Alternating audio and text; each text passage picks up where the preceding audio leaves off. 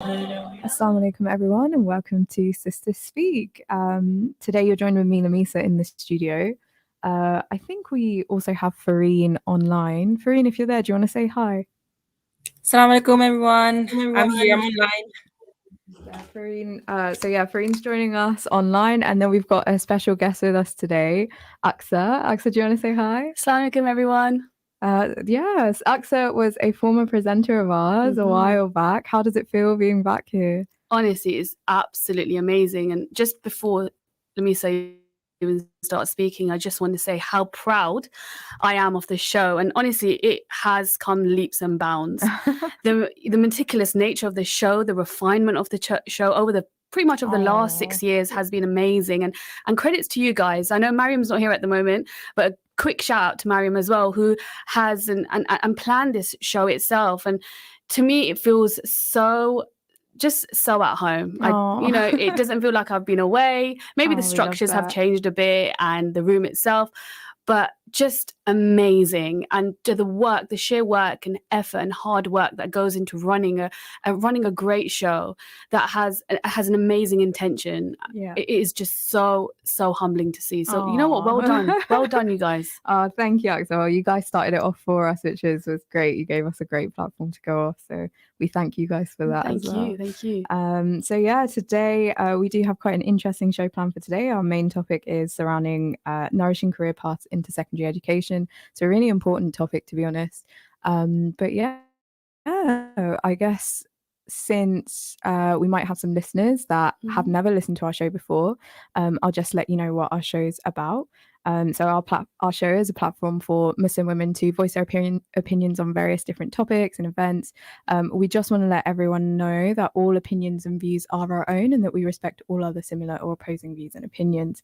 And Fareen, you're online. Do you want to let everyone know where they can get in contact with our show if they do want to let us know their thoughts?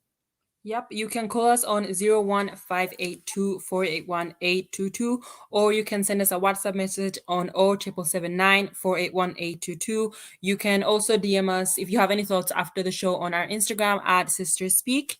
And that's it. Do call in during the live and ask Aqsa questions about anything that you want. She'll be happy to answer. Yeah, exactly. Great stuff. I guess let's just get into our first segment of the show, which is thoughts for the week. Aqsa, after a very long time, do you want to share your thought for this week? Oh, my thought for the week. Totally forgot that we're still doing this. I think my thought for the week, and it is Wednesday, but if you do, and this is for everyone listening, is if you do have a sort of a hard start to the week, don't let it shape the entire week. And I think that's something that I would go and take forward and have been taking forward for quite a few months now. I'll get into that later, but it is sometimes that one hard day does not need to shape that entire week, doesn't need to shape the week after. And sometimes that thought can turn into an intrusive thought, but sometimes just closing it off and dealing it within that time, but then moving on and not letting that shape that positive week that you have set forth. So that's my thought of the week. Such a very important thought for the week as well. I feel like a lot of us, we do have, some things that bog us down. And it's really easy to bring that negative energy along with you the whole week. But you're very right. Just deal with it there and then. And what's yours? If you can, try and move on. I'll come to mine. I'm going to let Fareen say her thought for the week first. And then, we'll get on to my one. So Fareen, what's your thought for the week? My thought of the week, I really want to talk about grudges and a bit about, forgiving people. And about grudges, I want to say in friendships, it's always so important to understand that, we all grow up, and it doesn't matter if you've been friends for, 10 years.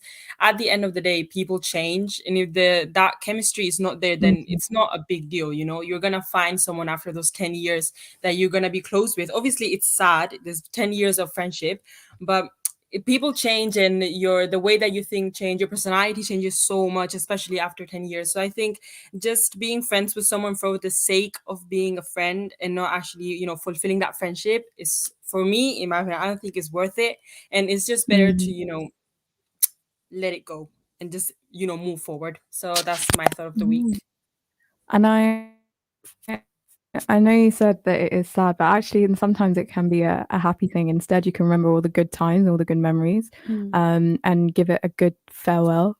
And you're very right in saying that people change after 10 years. 10 years is a very long time, Farine. So yeah, thank you for that thought for the week.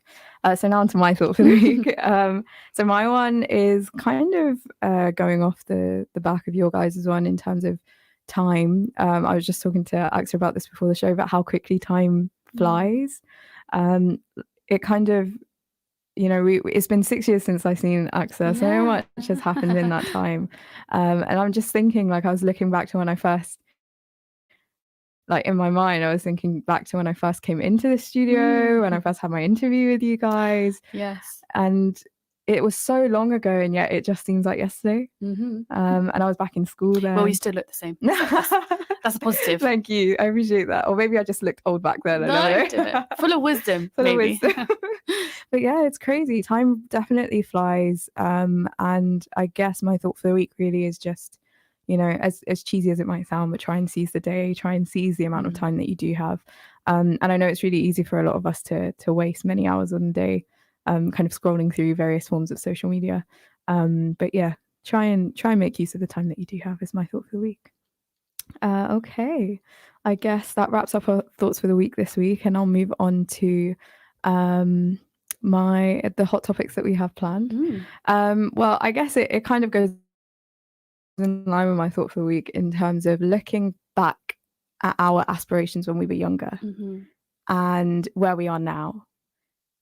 In that time, do you feel like you kind of fulfill those aspirations that you have when you were younger? Has life played out differently to how you thought it would play out? It's kind of going along those sentiments. So what do you think? I think fulfillment comes in many different ways. Right now, fulfilled 100%. And, sometimes leaving a place of work, leaving your home before you go into work, my heart is full. And I think that's really important. But in terms of the journey so far, wow, it's not the journey that I planned at all. And that sort of goes into a little bit of context of, where I am right now and where I first started off many, many, many years ago. And, I don't want anyone to think that I am, here as someone that is completely experienced in my field and has, years and years and years of knowledge, but just to show the trajectory of where I am and some of the positives as well as some of the negatives that I've overcome, faced, and have been challenged with. And I think gearing on where I would have liked to be, I remember growing up and thinking, at a 10-year-old Aqsa, remembering one of my cousins asking me, what do you want to do? And I remember my thing was, I like to build stuff, and that was very cliche.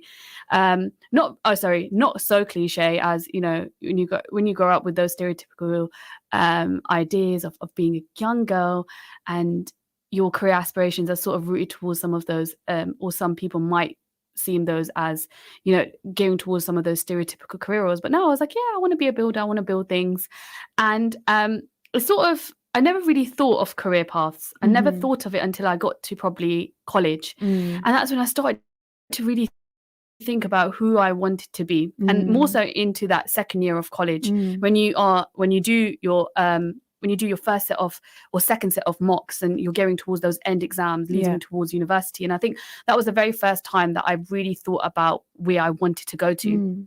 And I remember that was my very first blip when I applied to a university in that second year, and I applied to LSE, and I didn't get in, and I didn't even get an acknowledgement email. I never got a reason of why. I had amazing predicted grades. I had like an A star in AA, and I had an amazing personal statement that, I kid you not, I got so many people to check.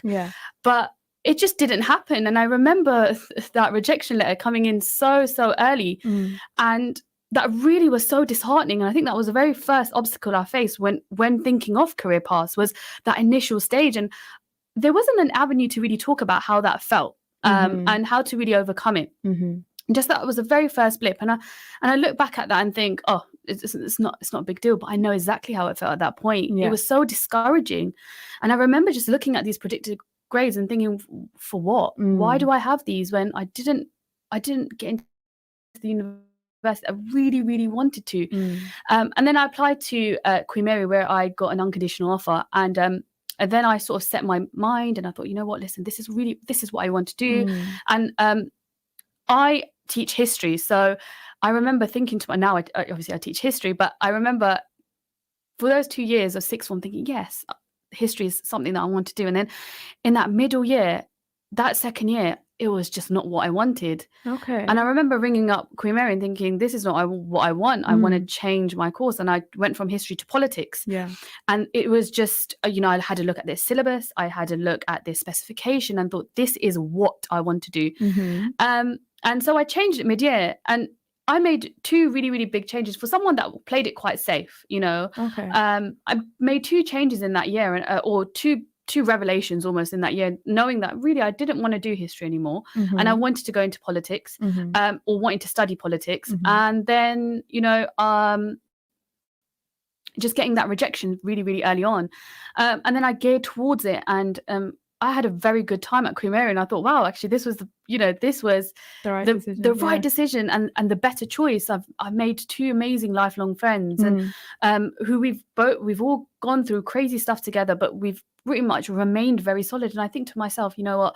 Sometimes that sort of barrier, that rejection actually has a lot of wisdom behind it, and we won't see it straight away, and it will happen later on. But I just remember getting into Queen Mary and just thinking to myself, right, okay, it is a Russell Group university. This is something that I wanted, and I really enjoyed going in and really understanding what it was like. But it wasn't all glitz and glamour. I really saw politics for what it was, studying pretty much in the east heart of London. You really see it really big and bold everywhere. And I realized that's not something I wanted to get into. I just didn't want it. Yeah. I remember having a conversation with my dad, and he said, oh, you're studying politics. Do you want to go into governance? Do you want to go into the civil service? And I point blank said, no, this is not for me. I didn't like it. I didn't like some of the undertones when it came to politics. And I just put that to bed. And that was a rational choice that I made. And I made it in my 3rd year thinking, actually, no, as much as I enjoyed learning about a vast range of strands of politics from across the world. We looked at East African history. We looked at African civilization politics from the very beginning, all the way to the Middle East. And we looked at the Suez Canal crisis, and we really, really went in depth. But when it came to actually wanting a career in it was a no for me. But I guess studying that helped you realize that. Absolutely. And even though it was something that maybe you're considering back in sixth form, after going through that journey, you realize actually it's not what you want to do. And I guess from what you said, the biggest thing that I think resonates with me is the fact that life doesn't go exactly the way you planned. And even though, like we said, we don't have vast amounts of wisdom behind us, but it is a lesson that you need to learn, and I guess pretty early on, is that it is a journey, and it's not a journey you can plan out. You don't know how it's going to go, but it's about kind of just going with what's happening and seeing how it unfolds, and often it unfolds in the best of ways. Absolutely. Yeah. And it just got to the point where I really just became a little bit more understanding of, okay, this was great to learn about, but not something I want to get into full time. And I my dad's very big on education, and said, you know what, you still got 1 more year in it. Do you want to do a master's? And I was like, oh, not right now. But I had that sort of that accommodation of, no one's expecting, if you want to go out and you want to work and really go into industry, that's absolutely your choice. But if there's a year that you want to sit and study, that's also something that you want to do. So, but I wanted a bit of both. And so at 21, I decided as soon as I graduated, I wanted to do my PGCE, which is a postgraduate certificate in education. It gets you into teaching after a year, now 2 years of training. So that's something that I got into, and that sort of stems into sort of the career conversations and career paths into education. And I then realized, if there's a subject that I really want to teach, I want to teach history. Okay. Even though I didn't want to do it at a degree level, it's something that I really wanted to get into when if I was to teach any subject. I thought, there's something that I would love to teach, and I would love to make it my own and shape it as my own. And I got into it, and I remember because I went and studied it in Bedfordshire rather than a Luton training program, because at that time there wasn't history really available as a teacher training program, and I was offered English, but I wanted to be true to myself. And I remember getting lots and lots of marketing emails saying, what, you'll have a lifelong career in English, and it's always a core subject. But I thought to myself, no, I'm not going to be happy. Yeah. And if I'm not going to be happy, why would I do it? And then that sort of led into the career journey into teaching, and that got me into, again, not settling in Luton per se, but then moving over and training over in Bedfordshire, which again was another great experience. And one thing I would say about being in university, I lived out. It was an eye-opening experience, and it was something that really gets you to understand the bigger picture. It gets you to really grasp the concept of cultural capital, understanding, engaging, empathizing, and being considerate of different languages, a different heritage, something that is not the norm to you, but also just being open-minded to be thinking about how others may lived, and really taking some of the goodness from the cultures that you do learn about, and you do come across them very, very, very very abruptly, in the terms of you walk into a seminar or a lecture and then you have everyone from every walk of life. And I think that was so important, and living amongst people from different walks of life, from different continents of the world, like East Asia or America, and that was very eye-opening. Farina's just about to go to university, aren't you, Farina? Lovely. What do you think about what Aqsa's just said in terms of what you have to anticipate, I guess? Sorry, I relate so much because it just happened like a week ago, right? So I'm gonna go to uni, and it's that second year of college, you feel so overwhelmed and so stressed. I remember Absolutely. I had so much anxiety about results day. You have anxiety about if you got into your uni, about everything. So when I got my results, I got into my firm choice uni. I was like, my life's settled now. All I have to do is go away to uni and study. But then that month after A levels, so from August all the way to September, all I was doing was researching my uni. I was gonna do law, the subject, so researching like career paths and everything. And I spoke with my parents, and I wanted to change my course literally last minute. So this week, literally on Monday, 8 a.m., I sent an email to my uni and I said, I want to change my course. I don't want to do law anymore. And I was gonna do computer science first because my parents were a bit pushy on it, that do computer science. If you're going to change the course, do computer science. But instead of talking with my parents, I got some advice from other people like Mariam, for example. And it's really true that I agree with Aqsa, you have to do a course that you're happy with, because it's going to be 3 long years. So if you don't enjoy it, you're not going to have motivation to do it.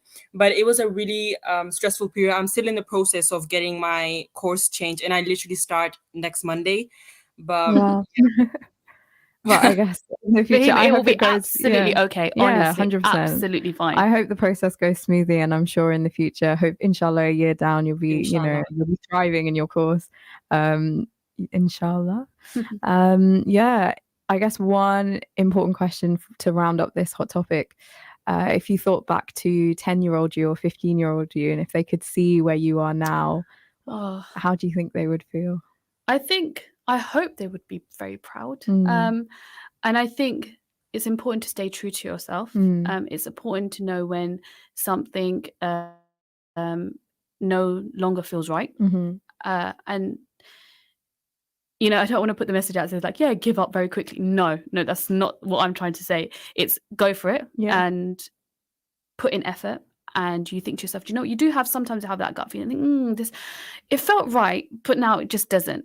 But give it a try, and make sure that you just keep going and keep putting in that effort to the point where you feel wholeheartedly and sincerely that you've done enough. And once you feel like you've done enough, but you still have that same feeling, that's when you need to know that it needs to be put to bed, and that becomes an experience. And that is something now that you need to learn from. And I think for that, it has taken lots and lots of time in order to understand what that looks like and sort of contextualize it as well as put it into words. But I think overall, I would hope so. And I think again, it's just something that you just can't put into numbers. It's not a quantitative piece of data, but rather it's, it's a matter of experiences. And that's what, I tell a few of my students, I'm like, sometimes it is that, that quality of your experience. It's what can you learn from it? Okay, cool. You didn't get a very, very good score, especially when they, when you got students coming in from year 11 and they just don't do well at the very beginning. And you're just like, it's okay. We still got time. We really do have 100%. time. Yeah. But just now see that as an experience, because you just need to. The more dwelling that you do, the overthinking that you do really doesn't do any much goodness, but more so does that harm. And I think sometimes it's creating that mindset, and it takes time. It takes a lot of time. It's a lot of understanding who you are. And again, if I was to say to the 10 years ago Aqsa, I would just say, you know what, just know what you're doing is absolutely your path. It's yours. Yeah. And it's no one else's. Yeah. And there's no judgment that you need to put on yourself, because it's your learning journey. And that's how I think, even with any other aspect of life, whether that is, things that happen that are out of your control, you just look at this as an experience of your life, and that we have to take the goodness from it. 100%. I think that's an amazing thing, to say, and it's very, very true. Farine, what about you? Do you think if you look back at yourself 10 years ago, what would they say about you now? I would be so surprised at the fact that I'm like on a radio show in the UK speaking about me going to my first year of uni. Because when I was, about 10 years ago, when I was 9, all I was thinking when I'm going to go to the same university as like my childhood friends. And probably at this stage, I had so many things, and none of it was here, like where I am right now. But, it's life. And I think everything, like Aqsa said, every failure, anything, you should just see it as a blessing. And it takes me so much time to kind of understand that, because it's everything that's coming in front of you, it's all Allah's, deed. Absolutely. Yeah, there's a plan behind everything. Well, I'm glad that, you guys are saying that the younger versions of you would be proud and would be amazed at what you're doing, because I think in a way it shows that you guys yourselves are proud and amazed at what you guys are doing, which is great to hear. Yeah, interesting. It's just interesting how life plans out. And I think that's what I was trying to get at, is that 10 or 15 years ago, none of us would have thought that we'd be here at this moment right now. None of us could tell. And it's crazy how life pans out. I think for me, like 10 years ago at age 13, I didn't know that I'd be where I am. I didn't know that I'd be, back in Luton after living out after 5 years. I didn't know I'd be on a radio show. I didn't know that I'd be studying the course that I was studying, because I was not interested in medicine whatsoever as a child. I was never that kid. Really? Yeah, I was very much into like, journalism, and I was going to study English literature at university and things. It was a lot of different things. And I think it just goes to show as children how different our possibilities are, how wide our imaginations are, and where we think we are going to be.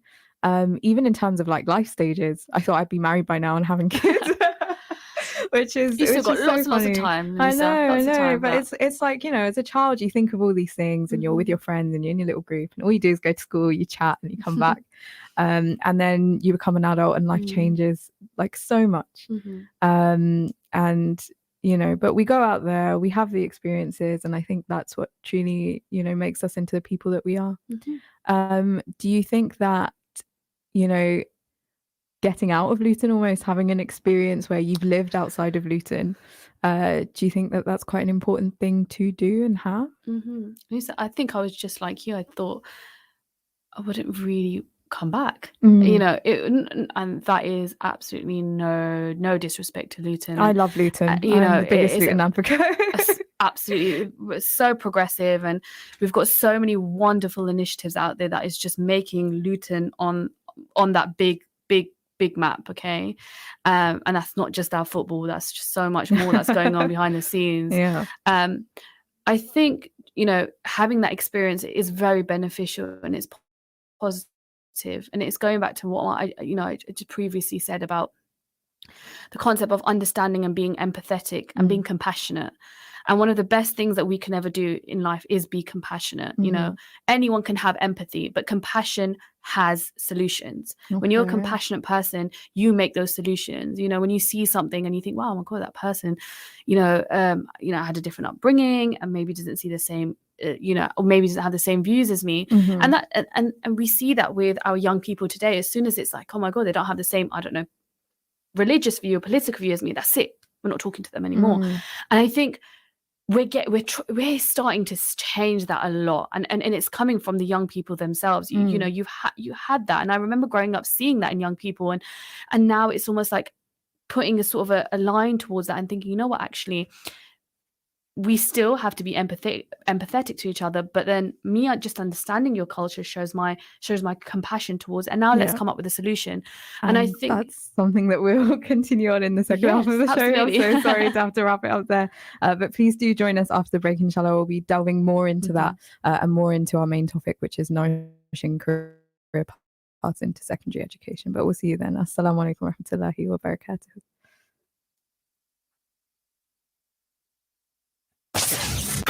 This program will continue after the break. Continue listening to Inspire FM. Inspire FM. Inspire 105.1 FM.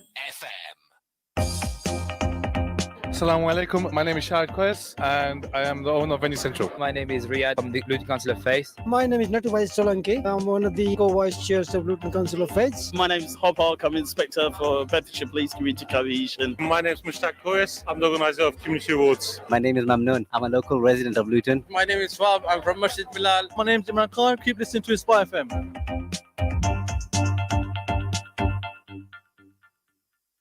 You are number 19 in the queue. Tired of hearing this? Waiting weeks for an NHS appointment? Optimise Body and Mind puts your health first. I took a blood test and found out I was vitamin deficient. That's right. Urgent GP appointments for just £45. Prompt, personalised care when you need it most. I took a vitamin injection and now I feel like a new person. Deal with symptoms, vitamin deficiencies, hormone imbalances, and pick up any early signs of illness. Put your health first with Optimised Body and Mind. Call us on 0333 012 4214 or visit optimisedbodyandmind.co.uk to book your appointment today. Your health is our priority.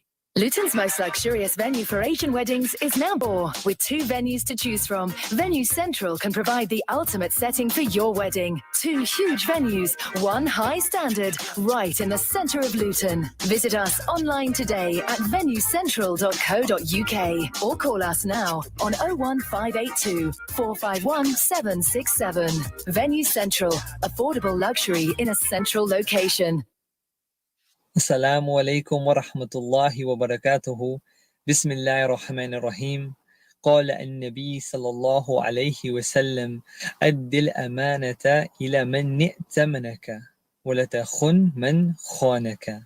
That you should fulfill the trust of the one who entrusts you and do not betray the one who betrays you.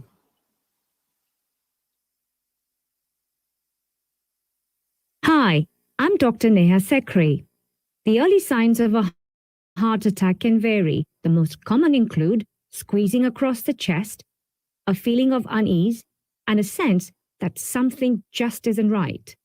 It can be easy to dismiss the early signs of a heart attack as the symptoms don't always feel severe.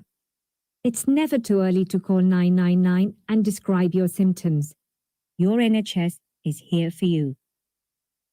For the last 10 years, SKT Welfare, with your support, has helped millions of people who are suffering due to lack of food, shelter, water, and medical care in Pakistan, Syria, Africa, Yemen, Palestine, and Bangladesh for Rohingya refugees. Thank you. Without your support, we could not have achieved this. Please continue to help. Donate now. 0300 30 20 786 or www.sktwelfare.org. Just 85 pence a day could provide vital food. If you fall asleep at the wheel, you'll put your life in danger and the lives of others as well. Before you feel tired, pull off the road into a services or other safe area. Drink some strong coffee and take a quick nap while the caffeine kicks in. If you're having a nap, you've left your lights on, sir. Right, cheers. Think. Don't drive tired.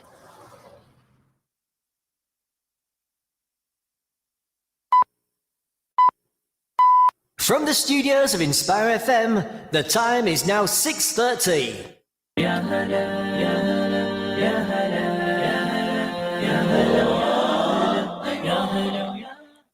Assalamu alaikum everyone and welcome to Sister Speak. Today you're joined with me, Lamisa, and we've also got Aqsa in the studio today. Before the break we were just discussing about kind of our experiences and where life has taken us. Aqsa, you were saying just before the show that it's really important to get an experience outside of Luton. Do you want to finish off that point? Yeah, no, me and Lamisa were just talking about just the importance of having that enriched experience and learning and empathizing and being compassionate towards those that we know have a different viewpoint towards us. And I think that out of town experience really does build on that. And it's just always knowing who you are whilst you're going through those experiences. And that's self-explanatory itself. So but then also just understanding and knowing that there's a bigger world out there. Yeah. And we shouldn't just be capped at this specific moment at this specific time in a town. Yeah, and it gives you an experience of how to navigate outside of our town. We are quite lucky in a way that we have people who are very similar to each other in this town. We're growing up in quite tight-knit communities, but the real world out there is quite different, and you need to learn how to navigate with people who are not like you. And I do think that going outside of Luton helps you to do that and have that experience. I guess that wraps up our hot topic. So I'll move on to the main topic now, which is nourishing career paths into education and into secondary education. So just to give a bit of background about Aqsa, Aqsa's head of aspirations and she's a student head of aspirations and student development at her school, and she's a teacher of history as well. And so do you want to give a bit of a background as to why you chose this topic in particular for today? I think choosing this topic was important just because, I look back at my journey, including this year, 6 years ago, when I decided to get into teaching, and I didn't have much of a voice, and I didn't have anything that, had my voice that looked like me, that came from the same background as me. When you go into the student forums, online, you don't see people that share that same culture and background as I did, and sometimes that can also be disheartening, not because someone else from a different culture doesn't have a great viewpoint, no, but sometimes that familiarity does create a sense of creates a better sense of understanding. And I think it's also acknowledging that there is culture and faith and culture does play such a big part in making so many making so much of our decisions. So I think that was one of the reasons why I really wanted to talk about this topic. And if anyone is out there, and I know people start to think about career options, especially going into the third year of university and knowing what's out there, and some people really do want to work with children, and I really wanted to make sure that this could, and especially a platform like Sister Speak, could open that voice and that conversation to such an important topic and career path that so many people in this town hold. And I think that's one of the main reasons of the intent behind the topic itself. Okay. And we're definitely going to get into that right now. So Aqsa, do you want to give a bit of an understanding as to what your background is, and then how that led you into teaching? So I'll just, before going into the role itself, so just coming into teaching, 6 years ago, applied for a PGCE and went on to do my initial teacher training, and I did it across two schools. Now one was a little bit out of Luton, and the other one was sort of I would say in Luton, but more of the impoverished part of Luton, and I think that also gave me a big eye-opening of what teaching in mainstream public schools was really like. And so that was sort of where my journey was in my very first year. And I remember, and I'm so want to be so transparent, is when I got into my second placement, which was the little bit more of the challenging secondary school, I thought to myself, I didn't want to be here. That was my initial thought. I remember getting into the placement. I had two placements. The first one started from September to December of that year. And then in January till June, I had the second placement. And normally initial teacher training, you either go through 2 placements. Some teacher training providers put you into 2 placements, as well as a primary school placement, which is a week, and an SEND provision where you work with special needs children, and you actually have a holistic view of what teaching looks like. So, you know, I had all those experience as well as the 2 big placements. And I think my second placement, which was the longest one, was an eye-opener into what the actual system look like and some of the broken aspects of the system, frankly. And you know, sometimes deprivation does have such a negative impact on our young people. And I just thought to myself, you know, this is such an amazing, you know, it is an amazing school with amazing children, but I can't be this passionate teacher without support. And I remember, and this is why I always say experiences are really important, and trying out different places are important, because I just remember basing my judgment on teaching based on that one secondary school.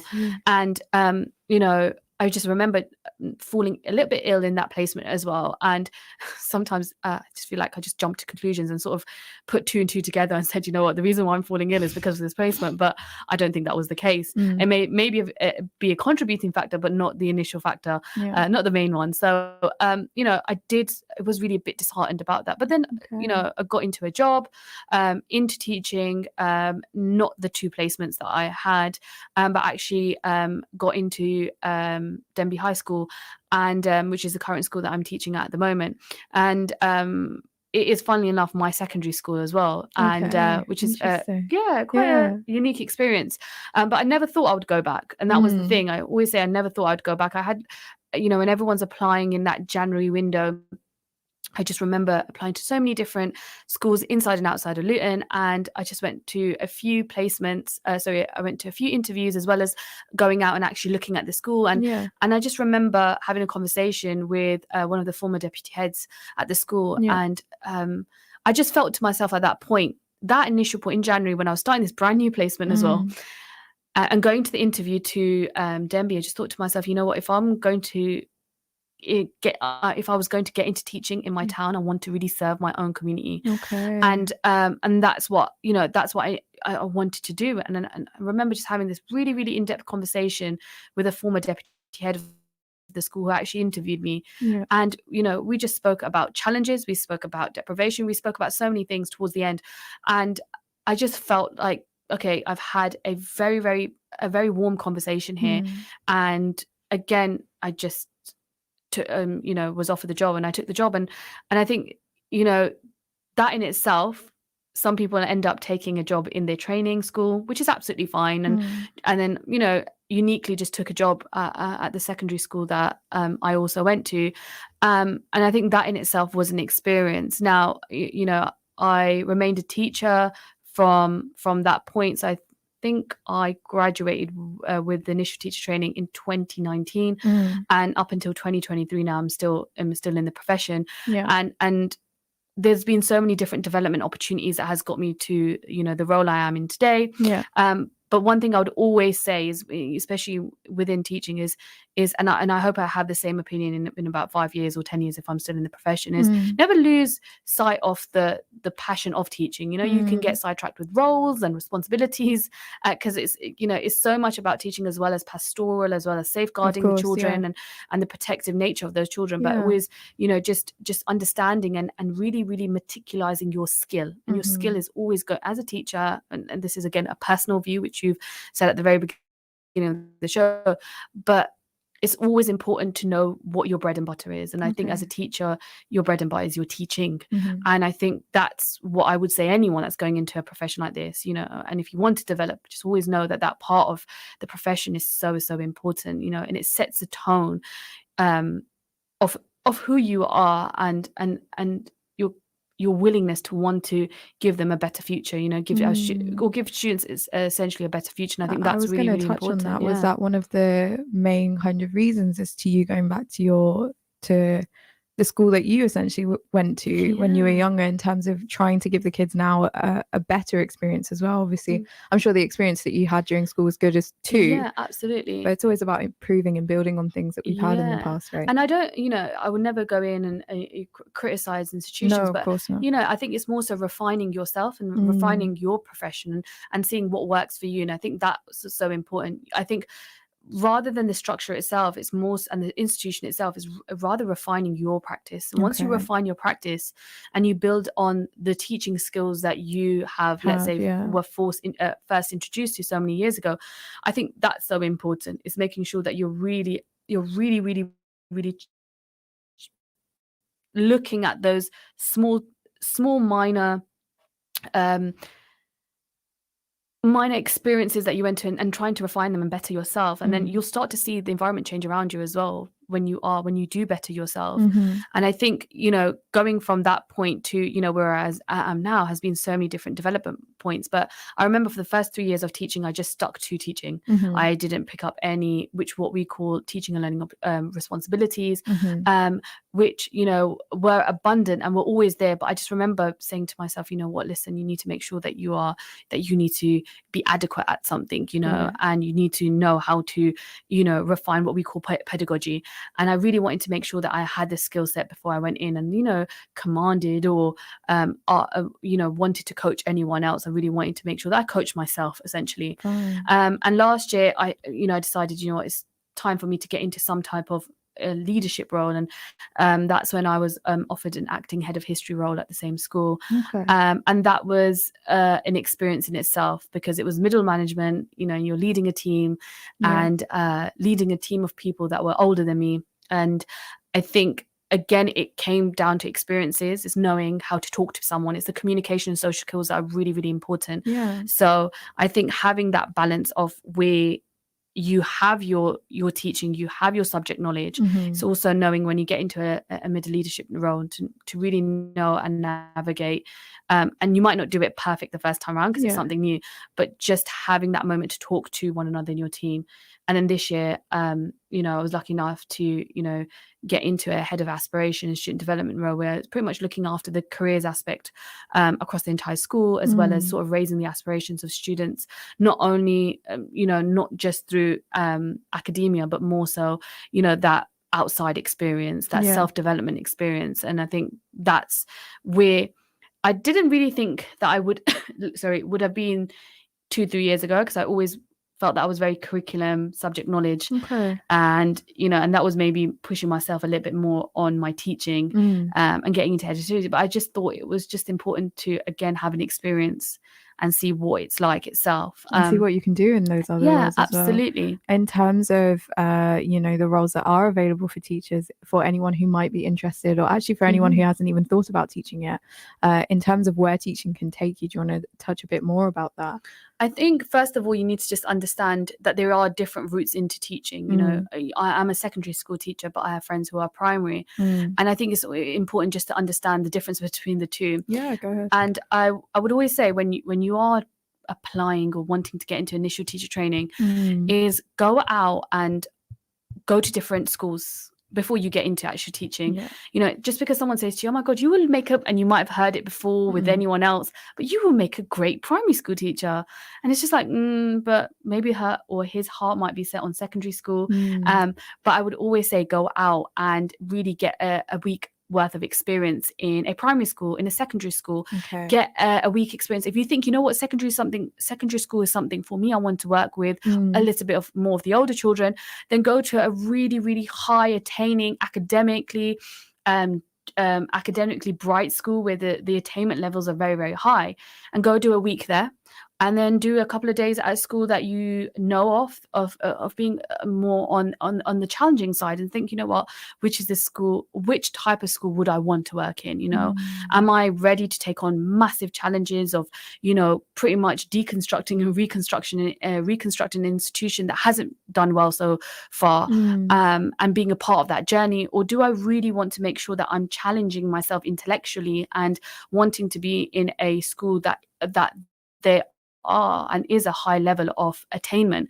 So I think knowing where you want to head to is so important, and having that few weeks or months before finishing off your third year of university, go in and do those a few days. And I know any school can take you on. Just say, listen, I want to go in and make sure you just have a DBS cleared. And just go in for a few days and just call up and say, you know what, I just want to see what it's like. What is it actually like in the classroom? What actually happens in the classroom? What are the logistics behind the actual teaching profession? And I think that's really, really important, just having that initial understanding. And then when you go in, you know, you get immersed into the teaching practice itself, and you know, you get pushed into subject knowledge, and you get pushed into pedagogy, which is the skill of teaching, and you learn so much on the job. But I think initially just knowing the path of which route to actually take is really, really important. And there's so much out there in our community as well, and there's so much out there. I know if you go into Twitter and you just type in Luton Teaching Hub, or you can type in any of the trust hubs that are across Luton Town, you can really get an indication of what it's like. And you just type in teacher training Luton on Google, and it will give you a vast array of different teaching schools that will offer and guide you through that process. I see. But that's what I would say at the very, very beginning of that initial teacher training, is just making sure that you gain that bit of an understanding probably a few months before, understanding the route that you want to take, the primary or the secondary. And I think that's really important. And talk to people as well. If you know that someone's in primary or secondary, or made that transition from secondary to primary school, which is a little bit more easier than primary to secondary, because you normally have to go through a subject enhancement course, as secondary is a little bit more subject specific rather than an all-rounder. Just having those really soft conversations amongst people that you know of, or external people. I know the radio Inspire has lots and lots and lots of networks of lots of teachers across the town, and I know that they'll be happy to connect you with someone. But always having that understanding of what it's truly like, I think that's really important. It's very sound career advice for any path, not just teaching as well, but for anything that you want to go into. Getting that experience beforehand, because it helps kind of guide your inner gut feeling in a way, because I feel like everyone always gets a gut feeling when they're in the right spot. And so when you have that experience, you know, you can tell. So very solid advice. Thank you for that, Aqsa. In terms of why you chose secondary education in particular, do you mind going into that, and why you're a secondary school teacher? I probably only have like 2 sentences for that, but I really do like working with the older children. There's just something about teaching teenagers. And this is personal, because I know maybe someone might feel like that with primary school, but it's so much vibrant. I love the conversations. It's a challenge in itself, and you're dealing with young humans, young people who are going through so many life changes within themselves, and you are guiding them. But you know, I always say, just having a lesson that you teach, and sometimes you leave there with a full heart. And I know I leave there with a full heart because I hope so I can feel like I can communicate with them, and we have these rich discussions. And I think for me personally, I think secondary was my outlet. And I came to teaching at 21, and I remember going into secondary schools, and the school that I was initially teacher training in my first placement was actually an upper school. And the students were, you know, I think the age range was 14 to sixth form. And I was just like, I just loved it, because I just liked working with those children, even though they thought that I was on the younger side. And you know, sometimes it's making sure you have those boundaries so they don't have those conversations. But it was just something that I was passionate about. It was the older children, the older age groups. That was something that I really wanted to work with. I just never, and I did a week, and this is, again, it comes from understanding of your own skill set, is I did a week in a primary school, and I think it was like a sort of a nursery attached primary school, and I did not like it. I just sat there at one point, I think it finished at like 3:00. I thought, when you sit there and you're waiting for the clock to move, of course, that is when you know that's not for you. And I remember thinking to myself, this is not for me. This is, I just didn't want to be there. And then go to secondary and having a little bit of a work experience in secondary, I thought, oh, okay, cool, this is something for me. This is something that I want to get into. And so that is just point blank it. It was just a passion towards teaching the older group that enticed me more than the younger group. And I guess with teaching as well, it's not just about teaching the subject that you're teaching about. It's about imparting those skills, imparting confidence, imparting belief onto the kids as well. And I guess with you probably see the potential of the kids that you're teaching, and that's so early on. Yeah, absolutely. Yeah. And I think it's, again, when we look at education and career paths, when you get into teaching, it's so important to build some of those relationships and knowing and telling them. And I'm quite explicit with them when it comes to managing some of the tougher parts of the job when it comes to the management of behavior of young people. I think allowing them to know explicitly that they have potential, it does so many wonders. It builds that relationship. When you just say, listen, I can see that potential from a mile away sometimes. It's just either conversation. Like I sometimes they're in the playground and I'm thinking, wow, okay, he knows how to talk. He's got very good talk, Maybe he's not saying the right things at that moment, but I was like, okay, cool. He can articulate conversation. It's not to do with the subject, but yet he puts up a good argument. You confront something and it's like, wow, I've got an argument, and that's something that you see so early on. Sometimes you see charisma. Sometimes you see, the flair of the writing. Sometimes you can see the problem solving, the leadership so early on. And I think sometimes young people can get sidetracked, but as the professional in the room, as the adult in the room, I think it's a responsibility to always reassure them that they are bright, that they have potential in whatever way that may be, and however you might define the word potential. But just allowing them to know, actually, there's an entire world out there that you can conquer, and it's for you. But it's untapping that very, very early on. And I think, I always use sort of positive reinforcement rather than the negative for behavior management in a classroom. Is the idea of positively reinforcing those good standards and those good behaviors and making sure that that's consistent throughout the year, not just a one-off thing. Because sometimes you might be teaching that child from year 7 into late teenagehood, which is into teenagehood, which is 16, and you might have that 5-year long journey, and sometimes you don't want to start off with a bad relationship on a bad foot, because sometimes it does set the tone. And we do forget that these are very bright young people who do and know how to make up their own minds when it comes to situations. And sometimes, I would say sometimes, don't want to give them a lot of credit, but they do make good judgments, and they make very good first impressions, and they sort of really suss you out very early on, especially those who keep consistent, when they look at consistency, they want to be there. When you set the ground running and you set those tones of this is what I expect,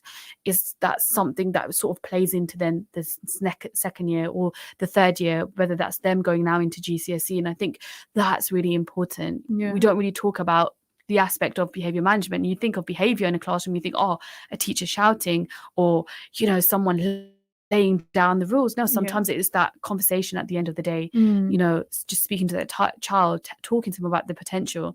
And sometimes it does come across a bit abrupt because you are passionate, and sometimes it's frustrating when they don't see it and they just distract themselves with poor behavior, or they distract themselves when not wanting to do well because they don't see their own potential. And it may come down to insecurities, it may come down to so many other factors that are changing in their lives. But I think coming down to your question, that is a very fundamental aspect of the profession itself, just making sure that those relationships do continue and stay consistent as the years go on. And you touched on so many important things there in terms of the determinants of what's going on outside of school that might affect them in school life, but I just couldn't agree with you more on the fact that imparting that confidence onto kids and that belief in themselves onto kids is something that sets them up for the rest of their life. Because I tutor kids as well on the side. And obviously I'm not a teacher in a professional setting, but I have noticed a teacher in your own right, no worries. But I have noticed that in those lessons, when you start off by bringing the confidence out in a child, they can do so much better throughout all of it. And maths is a subject that a lot of kids do find difficult, but when you start off and you build up their confidence and you say, look, you can do these things, whoever's telling you that you can't do it, they're not right, because you have the brain power to work it out. They feel good about it, they feel happy, and they want to do more questions, they want to see where they can go in terms of their potential. And I think that's the thing that we can put our minds at ease with teachers like you out there, because we know that you're imparting that confidence onto the kids that they're going to need in the future. 100%. It's something that I feel like it's so important, but it doesn't get as much attention, because that's the thing. And I think sometimes it comes down to society as well, and what we find important or find it's sometimes dwelling on the negatives, you know, okay, behavior going into teaching is negative because you're going to be shouting and raising your voice. And sometimes it might lead into certain situations when you are teaching a 21-hour timetable and you're like out of frustration more so, but never more so out of pure anger, because that doesn't happen. And you come into the profession, one thing I would say, come into the profession knowing that you want to help these young people. And I'm always adamant, and I would always stick to this, because that's the same opinion I would give to myself, is once you lose that passion, it's time for you to leave. And I say that, and I know there's a retention rate going out in the profession at the moment, but once you lose that compassion and that passion itself, I just don't think that it's the profession for you, because you do lose so much. You do need a lot of patience. At the end of the day, they are and it's that same quote that it takes a village to raise a child. It really 100%. Does. And it's that passion, and it's that encouragement, and it's that might, knowing that sometimes when you're going through something a little bit on the difficult side, that you can put that aside, and knowing that you're nourishing a career. You're nourishing a young person. You're giving them that sense of belonging in that classroom, and that belonging for their learning, and that love for learning. And I think that's really, really important. You're nourishing and never the future never ever lose track of that, especially in the profession. That's having that passion. It's a beautiful sentiment to end on, I think. Thank you so much for joining us, No, Aqsa, and talking thank about you. such an important topic. Like I said, we can be rest assured with teachers like you out there who are, you know, helping the next generation have that confidence in life and being able to navigate that. And I guess let's all take a second to think about our teachers back in the day and actually thank them for all the stuff that they've been through. Absolutely. Honestly, because you always remember your teachers at the end of the day. You do. But please do join us next week, inshallah. We'll be back with another show. Assalamu alaikum wa rahmatullahi wa barakatuh. Bismillahir Rahmanir Rahim.